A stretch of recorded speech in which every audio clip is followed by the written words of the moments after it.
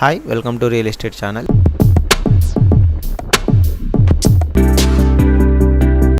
వ్యవసాయ రంగం అందులో ఏం ప్రస్తావించలేదు. ఆ వ్యవసాయ రంగం నుంచి మీరు ఏదైతే ప్రకటించినరో డిక్లరేషన్ ఇచ్చినరో మీ యొక్క 420 అదేవిధంగా ఈ 13 కూడా ప్రకటించినరో వాటిలో ఒకవేళ రైతు భరోసా అని మీరు చెప్పుకున్నది లేట్ అయినట్లయితే ఆ రైతు బంధు మొత్తం కూడా సీజన్ కంటే ముందే కూడా ఇంతకుముందు 11 సార్లు 11 విడతలు 70 లక్షల మంది రైతులకు 75,000 కోట్లు వేసినాం గత ప్రభుత్వం.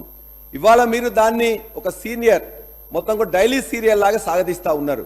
దయచేసి ఇప్పటికైనా మొత్తం కూడా రైతు బంధు నిధులు వేసి ఆ రైతులను ఆడుకోవాలని చెప్పేసి మీ ద్వారా నేను ప్రభుత్వాన్ని కోరుతున్నా. అదేవిధంగా ఇందులోనే మీరు మెన్షన్ చేయాల్సి ఉండే ప్రసంగంలో గవర్నర్ ప్రసంగంలో ఖచ్చితంగా ఇది చేస్తామని చెప్పేసి యాసంగిని కూడా మోసంగి చేయకుండా ఈ యాసంగి కన్నా ఖచ్చితంగా 500 మీరు ఏదైతే ఇస్తున్నారో దాన్ని దయచేసి ఇవ్వాల్సిందిగా ప్రసంగంలో రేపు బడ్జెట్లో కూడా దాన్ని ఖచ్చితంగా పెట్టాల్సిందిగా కూడా మీకు కోరుతున్నాం. ఇందులోనే బోనస్ మీరు ఇస్తామని చెప్పారు, దాన్నే రేపు పొద్దున యాసంగిలో ఇవ్వాల్సిందని కూడా కోరుతున్నాం. హైదరాబాద్ వైభవం పునరుద్ధరణ చేస్తామని చెప్పి కూడా గవర్నర్ ప్రసంగంలో చెప్పారు. హైదరాబాద్ వన్నే తగ్గలేదు, వైభవం తగ్గలేదు. ఇది ఇలా హైదరాబాద్ లివబుల్ సిటీగా ఉంది, లవబుల్ సిటీగా ఉంది, గ్రీన్ సిటీగా ఉంది, హ్యాపెనింగ్ సిటీగా ఉంది, ఖచ్చితంగా హ్యాపీ సిటీగా ఉంది. దాన్ని మీరు కొనసాగిస్తామని చెప్పేసి అంటే సంతోషం. ఇవాళ హైదరాబాద్ మీరేం మాట్లాడుతున్నారు, మేము మాట్లాడితే మీకు ఏమైనా ఇబ్బంది ఉందా? మీకు ఏమున్నది? హైదరాబాద్ బ్రాండ్ ఇమేజ్ ఖచ్చితంగా పెంచండి, ఉన్న హైదరాబాద్ బ్రాండ్ ఇమేజ్ని పెంచండి. హైదరాబాద్లో ఇంతకుముందు శాంతి భద్రతలు బాగా ఉన్నాయి, కర్ఫ్యూలు లేవు, ఇబ్బందులు లేవు, కాబట్టి దాన్ని కొనసాగించమని మేము కోరుతున్నాం. దాన్ని ఒకటి మెన్షన్ చేసింది. కానీ మీరు తెలంగాణ ఆర్థిక ప్రగతి గురించి చాలా మీరు చెప్పారు. తెలంగాణ ఆర్థిక ప్రగతి మీద శ్వేతపత్రం ప్రకటించమని చెప్పారు. ఆ శ్వేతపత్రంలో మీరు చెప్పారు అంతా కూడా డొల్ల ఉందని చెప్పి మేము కూడా చెప్పాం. ఇవాళ ఆర్థిక ప్రగతికి చిహ్నాలైన 3 లేక 4 మొత్తం ఎలిమెంట్స్ ఉంటాయి. ఆ 4 కూడా ఇవాళ 2014లో తెలంగాణ రాష్ట్రం ఎక్కడున్నది, మీకు ఇవాళ ప్రభుత్వం వచ్చే నాటికి ఎట్లా ఉందని చెప్పి దయచేసి గమనించాలి. ఇవాళ ఆనాడు జిఎస్డిపి 4.5 లక్షల కోట్లుంటే ఇవాళ 13.1 లక్షల కోట్లతో మీకు అప్పచెప్పినాం. మీ పర్ క్యాపిటల్ ఇన్కమ్ ఆనాడు 1,12,162 ఉంటే మీకు 3,12,398 పర్ క్యాపిటల్ ఇన్కమ్ తో మీకు అప్పచెప్పినాం దేశంలో నెంబర్ 1గా. అదేవిధంగా లోన్స్ మీరు అందరు ఆస్తులు అని చెప్పిండ్రు, అందులో కూడా మేము కింది నుంచి ఉన్నాం, పై నుంచి 24వ స్థానంలో ఉన్నాం. ఇది రికార్డుగా చెప్తున్నాం, ఖచ్చితంగా ఉన్నది. అదేవిధంగా పేదరికం కూడా మేము 2014లో తెలంగాణ ప్రభుత్వం వచ్చినాడు 21.92% ఉంటే ఇవాళ 5.8% వచ్చినాం. ఏది కూడా ఇవన్నీ మా విజయాలు ఖచ్చితంగా ఉన్నాయి. దీన్ని బేస్ చేసుకొని ఇంకా బాగు చేస్తే ఆహ్వానిస్తాం, సహకరిస్తాం, ఖచ్చితంగా చేస్తాం. అందుకే హైదరాబాద్ అక్క ప్రతిదానికి మీరు మాట్లాడాల్సిన అవసరం లేదు. అదేవిధంగా ఇండస్ట్రీ గురించి ముఖ్యమంత్రి గారు ఇండస్ట్రీస్ తెద్దామని ముఖ్యమంత్రి గారు వచ్చిన వారం 10 రోజుల్లోనే డావోస్ వెళ్ళాలని చెప్పేసి నిర్ణయం తీసుకుని పోయినరు, ఎంఓయూలు చేసుకున్నారు. 40,000 కోట్ల రూపాయల నుంచి తీసుకొచ్చామని చెప్పి పేపర్లో చూసినాం. ఐటీ మినిస్టర్ గారు, ఇండస్ట్రీస్ మినిస్టర్ గారు కూడా చెప్పారు, పేపర్లో చూసినాం. మేమేం చెప్పినాం అనేది అధ్యక్ష, మేము 2004 నుంచి 2014 నుంచి 23 వరకు మేము తీసుకొచ్చింది మేము చెప్పినాం. భారతదేశంలోనే టిఎస్ఐ పాస్ అని పెట్టి ఇవాళ సింగిల్ విండో క్లియరెన్స్ ద్వారా దరిదాపుగా 4 లక్షల కోట్ల పెట్టుబడులను తీసుకొచ్చినాం. 17 లక్షల మందికి ఉద్యోగాలు ఇప్పించినాం. మీరు ఇంకా తీసుకొస్తే బ్రహ్మాండంగా ఉంటుంది, మేము కూడా ఆహ్వానిస్తున్నాం. మేమేమన్నాం, ఇదే డావోస్కి వెళ్ళాలి, పెట్టుబడులు తేవాలి అని చెప్పేసి అంటే ఇక్కడ కూర్చున్న మంత్రులే మాట్లాడారు. ఆనాడు మంత్రులే మాట్లాడారు. ఏమన్నారు అధ్యక్ష? డావోస్ పోతున్నారు, ఇండస్ట్రీస్ మినిస్టర్ డావోస్ పోతున్నారు, ఆ ఇండస్ట్రీస్ మినిస్టర్ విహారాలకు పోతున్నారా, విలాసాలకు పోతున్నారు అన్నారు. ఇప్పుడు వాళ్ళకి తెలిసి వచ్చింది అధ్యక్ష, మేము కూడా ఇలా డావోస్కి వెళ్ళాలని చెప్పేసి. కానీ డావోస్కి పోయి ఎంఓఏ అయినప్పుడు కూడా ఏం చేసింది అధ్యక్ష? అక్కడ 12,000 ఇలా అగ్రిమెంట్ అయింది ఒకటే కంపెనీతోని.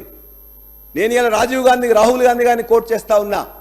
ఇలా రాహుల్ గాంధీ గారు చెప్పారు, ఇవాళ మొత్తం కూడా పరిశ్రమలు పెరగాలి, పెట్టుబడులు రావాలి, కానీ క్రానిక్ క్యాపిటలిస్ట్ అనేది రాకూడదు. ఈ భారతదేశంలో క్రానిక్ క్యాపిటలిస్ట్గా ఉన్న ఎవరైతే అదాని ఉన్నారో అదానికి మొత్తం ప్రైమ్ మినిస్టర్ గారు ఒక మద్దతుతో చేస్తున్నారు. కాబట్టి క్రానిక్ క్యాపిటలిస్ట్ వద్దు అని చెప్పేసి అంటే రాణి క్యాపిటలిస్ట్ అని చెప్పేసి ముఖ్యమంత్రి గారు వారితోనే అయ్యారు. ఇవాళ 12,000 కోట్ల రూపాయలు తీసుకొచ్చామని చెప్పేసి అన్నారు. 12,000 కోట్ల రూపాయలు తీసుకొచ్చి 12,000 కోట్లు. కానీ ఇవాళ అదాని ఇక్కడికి వచ్చినట్లయితే తెలంగాణ ఆర్థిక ప్రగతి ఆగిపోతుంది. తెలంగాణ సంపద ఏదైతే మేము సృష్టించి పెట్టినమో అది మొత్తం కూడా మన కాకులకు గద్దలకు వేసినట్లయితుంది. కాబట్టి అదానితోని చేసుకునే ఎంఓయు మన యొక్క రాహుల్ గాంధీ గారు చెప్పినట్లే మీరు దయచేసి విత్డ్రా చేసుకొని వాళ్ళకు బాగుండాలని చెప్పేసి కోరుతున్నాం. మీరు ఇంకా చెప్పారు ఐటీ ఎగుమతులు ఏం చేస్తారు, ఫార్మా ఇండస్ట్రీలో ఏం చేస్తారని. సార్ మేము మాట్లాడిన తర్వాత సార్ థ్యాంక్ యూ అధ్యక్ష గౌరవ మంత్రివర్యులు మాట్లాడితే Bharatiya Janata party TRS alliance గురించి మాట్లాడుతూ ఉన్నారు. Bharatiya Janata party TRS alliance ఎప్పుడూ జరగలేదు, చరిత్రలో లేదు. కానీ కాంగ్రెస్ పార్టీ అలయన్స్ చాలాసార్లు జరిగింది. వారు మంత్రివర్గంలో కూడా కలిసి పనిచేసినటువంటి చరిత్ర వారికి ఉన్నది. ఫ్రెండ్లీ పార్టీ వాళ్ళది. వాళ్ళిద్దరి మధ్యలో ఒక అవగాహనతోటి ఆడుతున్నటువంటి నాటకం అధ్యక్ష. ఎప్పుడు కూడా భారతీయ జనతా పార్టీ కూడా ఎప్పుడు కూడా ఇలాంటి వాళ్ళు ప్రమోట్ చేయలేదు, ఇండస్ట్రీస్ ప్రమోట్ చేయలేదు అధ్యక్ష. ఏదన్నా చరిత్ర ఉంటే కాంగ్రెస్ పార్టీ గతంలో ధీరుభాయ్ అంబానీని ప్రమోట్ చేసేటువంటి చరిత్ర వారికి ఉన్నది. అదే మాదిరి ఇండస్ట్రీస్ని బెదిరించి దాంట్లో షేర్లు పర్సెంటేజ్ తీసుకునే చరిత్ర వీళ్ళకున్నది తప్ప భారతీయ జనతా పార్టీకి అనే చరిత్ర ఎప్పుడూ లేదని చెప్పి తెలియజేస్తా ఉన్నాను. గౌరవ శాసనసభ్యులు రాజేశ్వర రెడ్డి గారు మాట్లాడుతూ ఆ రోజు అదాని గారి గురించి, అదాని గారికి మా నరేంద్ర మోడీ గారికి ఏం సంబంధం ఉంది అధ్యక్ష? ఎంతో మంది లక్షల మంది ఇండస్ట్రీస్లో వారొకరు. మాకు ఏ రోజు కూడా ఎవరిని ప్రమోట్ చేయాల్సినటువంటి అవసరం లేదు, వారికి అలాంటి ఆలోచన లేదు. ఏ రకంగా అయితే మీరు ఈ రకంగా ప్రమోట్ చేసేసి, ఏ రకంగా అయితే మీరు బ్లాక్మెయిల్ చేసి పర్సంటేజ్లు తీసుకుంటారో ఆ రకమైన చరిత్ర మా భారతీయ జనతా పార్టీకి లేదని చెప్పి తెలియజేస్తున్నాను అధ్యక్ష. రాజేశ్వర రెడ్డి గారు ఇట్లా ఉలిక్కిపడడం ఎందుకు అధ్యక్ష? మేము అడిగింది మేము మా ఆలోచనగా చెప్పింది. పెద్దలు గౌరవనీయులు రాహుల్ గాంధీ గారు ఈ విధంగా చెప్పారు క్రానిక్ క్యాపిటలిస్ట్ అని. అది కాకుండా చూడమని చెప్పి మీరు చెప్పినాం తప్ప మీ ఇష్టం అది. మీరు ఏ విధంగా ఉన్నట్లయితే మీరు 12,000 కాదు ఇంకేటైతే తెచ్చుకుంటారో. ఒకటి ఇది స్పష్టంగా తెలిసింది, డావోస్ వెళ్ళాల్సిన అవసరం ఏంటి, ఇంతకుముందు వెళ్ళినప్పుడు ఏం జరిగింది, ఎంఓఈ లేదని చెప్పి తెలిసొచ్చుకున్నందుకు సంతోషం. వాళ్ళు కూడా వెళ్ళి ఈ విధంగా చేయాలని చెప్పేసి నేర్చుకున్నందుకు కూడా ఖచ్చితంగా సంతోషం తెలియజేస్తూ, రాహుల్ గాంధీ మాట తప్ప మాది కాదు. అదేవిధంగా ఇంకో 2 అంశాలు చెప్పారు. ఫార్మాసిటీని రద్దు చేస్తామని రకరకాల డిఫరెంట్ దగ్గర, అంటే ఇంకో 10 చోట్ల ఒక్కో దగ్గర చెప్పేసి అది సరైన నిర్ణయం కాదని చెప్పేసి అనుకుంటున్నాం. ఒక్కసారి మీరు మరలా, ఎందుకంటే చాలామంది ఇండస్ట్రీస్ ఇలా ఫార్మాకు ఇలా క్యాపిటల్గా ఉంది, భారతదేశంలోనే ఫార్మా క్యాపిటల్గా ఉంది, ఐటీ క్యాపిటల్గా ఉంది, వ్యాక్సిన్ క్యాపిటల్గా ఉంది. దానికి హైదరాబాద్, దాన్ని ఇంకా ఏ విధంగా తీసుకెళ్ళాలి, అందులో ఏమైనా ఉన్నట్లయితే ఇబ్బందులు ఉన్నాయో చూడాలి తప్ప మొత్తం ఫార్మాసిటీ రద్దు చేస్తునేసరికి మొత్తం ఇండస్ట్రియలిస్టులందరిలో కూడా ఆందోళన ఉన్నది. కాబట్టి దాన్ని పునరాలోచించాలని చెప్పి మేము కోరుతూ, ఐటీ ఎగుమతుల మీద కూడా ఇంతకుముందు ఐటీ శాఖ మంత్రులు చెప్పారు. ఇవాళ భారతదేశంలో అత్యంత ఎక్కువగా 2014లో 57,000 కోట్ల ఐటీ ఎక్స్పోర్ట్స్ అయినట్లయితే ఈ సంవత్సరం 2,41,000 లక్షల కోట్ల ఎగుమతులు అయినాయి. భారతదేశంలో రేట్ ఎక్కువ ఉన్నది. ఆనాడు ఉద్యోగులు 3 లక్షల మంది ఉంటే ఇలా 10 లక్షల మంది ఉద్యోగులు ఇలా ఐటీ కానీ ఐటీయేతర సర్వీసులో చేస్తున్నారు. ఇవాళ భారతదేశంలోనే అత్యంత ఎక్కువగా పేరు తెచ్చుకున్న సంస్థ ఇలా టీ హబ్. దాన్ని ఏ విధంగా మీరు వృద్ధి చేయాలని చెప్పేసి ఆలోచించండి. ఇలా మీరు చెప్పారు ఏఐ అని ఒకటి మెన్షన్ చేశారు.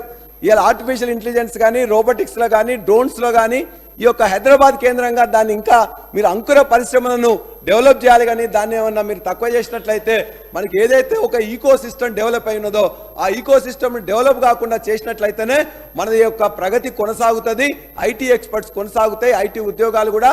ఇవాళ భారతదేశంలో గత సంవత్సరంలో అత్యంత ఎక్కువగా ఐటీ ఉద్యోగాలు వచ్చింది ఇలా హైదరాబాద్ రాష్ట్రంలోనే, హైదరాబాద్ నగరంలోనే అని గుర్తుంచుకోవాలని కోరుతూ, మీకు చివరిగా ప్రభుత్వ ఉద్యోగాల గురించి మీరు 2 లక్షల ఉద్యోగాలు ఇస్తా అని చెప్పాను. సంతోషం. ఇంతకుముందు ఏదో ఉద్యోగాలు ఇవ్వనట్టే ఇంతకుముందు మాట్లాడారు అధ్యక్ష.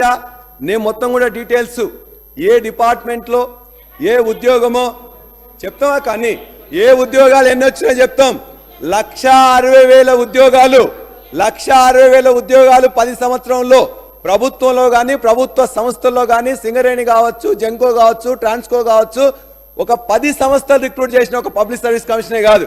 చాలా మందికి తెలియదు ఎన్ని సంస్థలు చేస్తే అని. 10 సంస్థల్లో అధ్యక్ష నాకు టైం ఇచ్చిందే 10 నిమిషాలు ఇచ్చింది అధ్యక్ష, హాఫ్ అన్ అవర్. ఇవాళ నాకు అధ్యక్ష ఇవాళ ఉద్యోగాలు ఇస్తే నిన్నగాక మొన్న కొన్ని 2 ఉద్యోగాలు వచ్చినాయి అధ్యక్ష.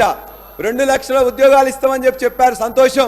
ఆ 2 లక్షల ఉద్యోగాల్లో మనం కూడా ఒకటి, కాంగ్రెస్ పార్టీ కూడా ఒకటి డిక్లేర్ చేసింది. మొత్తం కూడా వాళ్ళ దాంట్లోనే కాంగ్రెస్ జాబ్ క్యాలెండర్ చెప్పేసి public service commission the first group 1 examination February 1st ఫిబ్రవరి 1కి నోటిఫికేషన్ ఇస్తామని చెప్పింది. మేము చెప్పలే అధ్యక్ష, మీకు గుర్తు చేస్తా ఉన్నాం. ఫిబ్రవరి 1 పోయి 8 రోజులు అయింది కాబట్టి మిమ్మల్ని అది గుర్తు చేస్తూ మేము ఒకటే చెప్తున్నాం. ఉద్యోగాలు 1,60,000 ఉద్యోగాలు ఇచ్చినాం. 10 సంస్థల ద్వారా రిక్రూట్మెంట్ చేసినాం.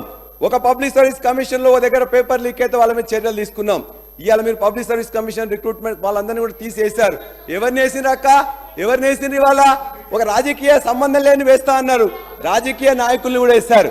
ఈ తెలంగాణకి సంబంధం లేని వాళ్ళని కూడా ఆంధ్ర వ్యక్తిని కూడా అందులో వేశారు. ఇలా 95% గవర్నమెంట్ ఉద్యోగాలు తీసుకొచ్చింది గత ప్రభుత్వం. ఇవాళ కేసీఆర్ గారి నాయకత్వంలో పార్లమెంట్ లో ఒప్పందం చేసిన తర్వాత ప్రైమ్ మినిస్టర్ మన యొక్క ప్రెసిడెంట్ గారి ద్వారా అసెంట్ తీసుకొని ఇలా 95% ఉద్యోగాలు ఈ ప్రాంతంలో గవర్నమెంట్ లో వచ్చేటి మొత్తం కూడా ఇలా ఇక్కడికే వస్తున్నాయి.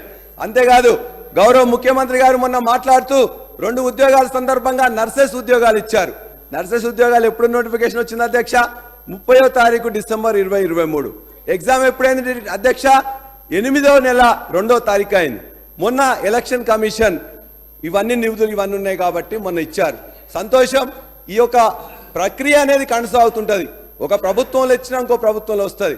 ముఖ్యమంత్రి గారు పోయి అక్కడ పోయి ఏం మాట్లాడిన అధ్యక్ష? వారు ఖచ్చితంగా అక్కడ కానీ ఇంకో దగ్గర 400 సంబంధించిన సింగరేణి దగ్గరికి వచ్చినప్పుడు కూడా ముఖ్యమంత్రి హోదాలో ఉన్నవారు వాళ్ళందరూ కూడా ఖచ్చితంగా నేర్పాలి. ఇవాళ మీరు 30-35 సంవత్సరాలు ఉద్యోగాలు ఉండబోతున్నారు కాబట్టి ఏ విధంగా చేయాలని చెప్పాలి. కానీ గత ప్రభుత్వాన్ని గత నాయకులను ఇష్టం వచ్చినట్టు తిట్టి వాళ్ళందరినీ చేసినట్లయితే ఉద్యోగ నోటిఫికేషన్ ఇచ్చి ఎగ్జామినేషన్ కండక్ట్ చేసి చివరి పత్రం ఇస్తున్నప్పుడు మొత్తం వండిన తర్వాత తీసుకుపోయి గంట కలిపినట్టుంది అధ్యక్ష. అంతే తప్పగానే అక్కడ మీరు ఏదైతే ఎవరైనా ఇవ్వాల్సిందే, కానీ అక్కడ పోయిన తర్వాత దుర్భాషలాడి బూతులాడితే సరైనది కాదు. ఖచ్చితంగా ఏదైతే ఈ ప్రక్రియ కొనసాగుతుంది. 1,60,000 ఉద్యోగాలు ఆనాడు ఇచ్చినాం. అందులో 1,00,000 ఇంకో 10,000 ఉన్నట్లయితే ఇది వాస్తవం. కాబట్టి అందులో మీరు ఇంకోటి మెన్షన్ చేసిండ్రు, యువ వికాసంలో 5 లక్షల విద్యా భరోసా ఇస్తాం, నిరుద్యోగ భృతి కూడా ఇస్తామని. కానీ ఇదే నిరుద్యోగ భృతి గురించి లాస్ట్ అసెంబ్లీలో మాట్లాడినప్పుడు గౌరవ పెద్దలు బట్టి విక్రమార్క అన్నారు, నేను ఎక్కడన్నానని చెప్పేసి అన్నారు. మీకు నేను చూపిస్తాను. మీరు ఇలా మీ దానిలో మెన్షన్ చేయడమే కాకుండా నిరుద్యోగ భృతి గురించి మీరిచ్చిన డిక్లరేషన్ 9వ పేజీ 2వ పారాగ్రాఫ్, నిరుద్యోగ యువతకు ఉద్యోగ ఉపాధి అవకాశం కల్పించే వరకు ప్రతి నెల 4,000 నిరుద్యోగ భృతి చెల్లింపు ఇందులో పెట్టారు. ముఖ్యమంత్రి గారు పదే చెప్పారు, ప్రియాంక గాంధీ గారు చెప్పారు. మీరు చెప్పిన దానే మేము అడుగుతున్నాం. మీరు దీన్ని మేము చెప్పలేదు అనలేదని బట్టి విక్రమార్క అన్నారు కాబట్టి మీరు ఇందులో చెప్పిన దాన్ని ఖచ్చితంగా ఇవాళ ముఖ్యమంత్రి గారు చెప్పారు. మేము ఇవాళ పబ్లిక్ సర్వీస్ కమిషన్ చేస్తున్నాం. పబ్లిక్ సర్వీస్ కమిషన్ లో 30 లక్షల మంది నిరుద్యోగులు వెయిట్ చేస్తున్నారు. వాళ్ళందరూ చదువుకోండి అన్నారు. ఖచ్చితంగా వాళ్ళ చదువు సాగాలంటే, వాళ్ళకు ఉద్యోగాలు రావాలంటే మీరు చెప్పిన విధంగా, ముఖ్యమంత్రి గారు చెప్పిన విధంగా, ప్రియాంక గాంధీ గారు ఆదేశించిన విధంగా, మీరు మీ యొక్క మేనిఫెస్టోలో చెప్పిన విధంగా 4,000 నిరుద్యోగ భృతి ఆ 30 లక్షల మంది నిరుద్యోగులకు వెంటనే ఇవ్వాలని చెప్పేసి మేము కోరుతా ఉన్నాం. అదేవిధంగా అధ్యక్ష, ఇవాళ కొన్ని మీరు చేయుత పథకం కింద చెప్పిన వాటిని కొద్దిగా లేట్ అయితే లేట్ కావచ్చు, కానీ మీరు చెప్పారు గొప్పగా. ఒక్కరికి ఇవాళ ఈ రాష్ట్రంలో 11 లక్షల మంది ప్రభుత్వంలో కానీ లేకపోతే ప్రభుత్వ సంస్థల్లో అవుట్ సోర్సింగ్, టెంపరీ, అడహాకు రకరకాల ఉద్యోగస్తున్నారు. కొద్ది మందికి నెల రోజున ఫస్ట్ రోజు ఉద్యోగాలు ఇస్తున్నారు. వాళ్ళందరినీ కూడా జీతాలు ఇవ్వగానే మొత్తం కూడా వాళ్ళు కూడా మొదటిసారి జీతం వచ్చినట్టు ఆ పేపర్లలో అక్కడిక్కడ చెప్తే మీరు మొత్తం వైరల్ చేసి ప్రచారం పటాటోపం చేస్తున్నారు. దయచేసి వాళ్ళే కాదు, అవుట్ సోర్సింగ్ కానీ, టెంపరీ కానీ, అడాక్ కానీ రకరకాల ఉద్యోగస్తున్నారు కాబట్టి వాళ్ళకు కూడా మొదటి రోజే జీతాలు ఇవ్వాలని చెప్పేసి మేము అందరం కోరుతున్నాం. మీరు ఏదైతే చెప్పినరో ఇవాళ చేయుత పథకం కింద 4,000 పింఛన్ తర్వాత ఇవ్వచ్చు. మీరు చెప్పిన ప్రకారం 6 నెలల్లో 100 రోజులు ఇవ్వచ్చు. కానీ గత నెలలో వాళ్ళందరికీ చాలా మందికి ఈ 2,000 46 లక్షల మందికి అనాథలకు ఆర్తాలు చేస్తున్న వాళ్ళందరికీ కూడా అనేక మంది బీడీ కార్మికులు కావచ్చు, వృద్ధులు కావచ్చు, వికలాంగులకు కావచ్చు 46 లక్షల మందికి ఇస్తే వాళ్ళందరికీ నెల జీతం రావట్లే. ఆ 2,000 ఇచ్చేది దాని మీదనే ఆధారపడి ఉంటారు కాబట్టి వాళ్ళకు కూడా కనీసం ప్రతి నెల మేము ఎట్లయితే ఇచ్చినో మీరు కూడా ఇవ్వాలని చెప్పి మేము కోరుతా ఉన్నాం. మీ అందరికీ ఒకటే, మీరు ఇంతకుముందు మాట్లాడారు కేంద్రం నుంచి మనకు రావాల్సిన దాని మీద కూడా ఒక్క మాట మీరు మాట్లాడలే. కేంద్రం చిల్లి గవ్వ మొన్న బడ్జెట్ పెట్టింది. ఆ బడ్జెట్లో తెలంగాణకు రావాల్సిన వాటాలో ఒక చిల్లి గవ్వ కూడా ఇయ్యలే. ఒక్క మంత్రి మాట్లాడలే, ముఖ్యమంత్రి గారు మాట్లాడలే. అదేవిధంగా పన్నుల వాటాలు న్యాయంగా రావాల్సిన గురించి మాట్లాడలే, గ్రాంట్ల విషయం మాట్లాడలే. కానీ మన పక్కన మన సర్కారే, కర్ణాటక కాంగ్రెస్ సర్కార్, ఇవాళ ముఖ్యమంత్రి గారు అదేవిధంగా మొత్తం మంత్రి మండలి అక్కడ ధర్నా చేస్తున్నది. ఆ పక్కనున్న కిందనే ఉన్న కేరళ కూడా ముఖ్యమంత్రి గారు మంత్రులందరూ పోయి ధర్నా చేస్తున్నారు. మరి మన యొక్క కాంగ్రెస్ ప్రభుత్వానికి ఎందుకు ఇలా వాళ్ళ యొక్క బీజేపీ ప్రభుత్వంతో కుమ్మక్కైందా, లోపాయికార ఒప్పందం అవుతుందా, ఎందుకు మాట్లాడలే? ఒక్క పైసా కూడా నీకు చిల్లిగా వేయకపోతే అన్యాయం జరుగుతుంటే మీరందరూ మాట్లాడలే. మీరు ఉన్నట్లయితే మీతో పాటు మేము కూడా కలుస్తాం, ఖచ్చితంగా అక్కడ కూడా వెళ్తాం. మీకు నిజానికి ఉన్నట్లయితే మన పైసలు న్యాయబద్ధంగా అక్కడి నుంచి రావాల్సిన వాటిని ఖచ్చితంగా కేంద్ర ప్రభుత్వాన్ని నిలదీయాలి, వాళ్ళ దగ్గర నుంచి మన వాటిని రావాలి. దాన్ని మీరు లోపాయికార ఒప్పందం చేసుకుంటే మాత్రం తెలంగాణ సమాజం సహించదు, అది ఎవరైనా కూడా సహించదు. అదేవిధంగా ఇంతకుముందు చాలా మంది మాట్లాడుతూ ఈ గవర్నర్ ప్రసంగంలో చెప్పారు, ఇవాళ ఎవరిచ్చిండ్రు స్వాతంత్రం? తెలంగాణకు ఇచ్చింది మొత్తం కూడా ఇవాళ కాంగ్రెస్ పార్టీ ఇచ్చింది, లేకపోతే సోనియా గాంధీ గారు ఇచ్చిండ్రు చెప్పారు. చెప్తాం వాస్తవం ఏంటి? ఒకవేళ అదే వాస్తవం అయితే తెలంగాణకు కాంగ్రెస్ పార్టీ ఇచ్చినట్లయితే కాంగ్రెస్ పార్టీ ఎప్పుడు ఇచ్చి ఉండాల్సి ఉండే? 1956లోనే కలపకపోయి ఉండాల్సి ఉండే. 1969లో 369 మంది చంపకపోయి ఉండాల్సి ఉండే. 2004లో కామన్ మినిమం ప్రోగ్రాం పెట్టి మీరు మేము పొత్తు పెట్టుకున్నప్పుడు ఆ రోజున 2009లో చిదంబరం గారు చెప్పినట్లయితే ఆనాడు ఇచ్చిండే, అప్పుడు కాంగ్రెస్ పార్టీ ఇచ్చిందని చెప్పేసి అనుకునేవాళ్ళం. కానీ 2001 నుంచి 2014 తర్వాత పోరాటం చేసి అందరితో జై తెలంగాణ అనిపించి జేఏసీ చేసి పోరాటాలు చేసి త్యాగాలు చేసి ఇవాళ ఒక అనివార్యత కల్పించి తెలంగాణ తెచ్చుకున్నాం. తెలంగాణ ఇవ్వలే, తెలంగాణను తెచ్చుకున్నాం. అదేవిధంగా మీరన్నారు ఒకవేళ స్వతంత్రం ఇచ్చింది ఏమని చెప్తున్నారు? స్వతంత్రం ఇచ్చింది ఇలా బ్రిటిష్ వాళ్ళు స్వతంత్రం ఇయ్యలే. ఆనాడు నాయకులు, ఆనాడు వ్యక్తులు, ఆనాడు పార్టీలు ఇవాళ మొత్తం కూడా బ్రిటిష్ మీద పోరాటం చేసి తెచ్చుకున్నారు తప్ప బ్రిటిష్ వాళ్ళు ఇచ్చిందని చెప్పేసి మీరు ఒప్పుకుంటే ఇవాళ కూడా కాంగ్రెస్ ఇచ్చింది అనుకుంటాం. అంతే తప్ప ఇవాళ అందులో ఎంతైతే ఉందో ఇదే అంతే.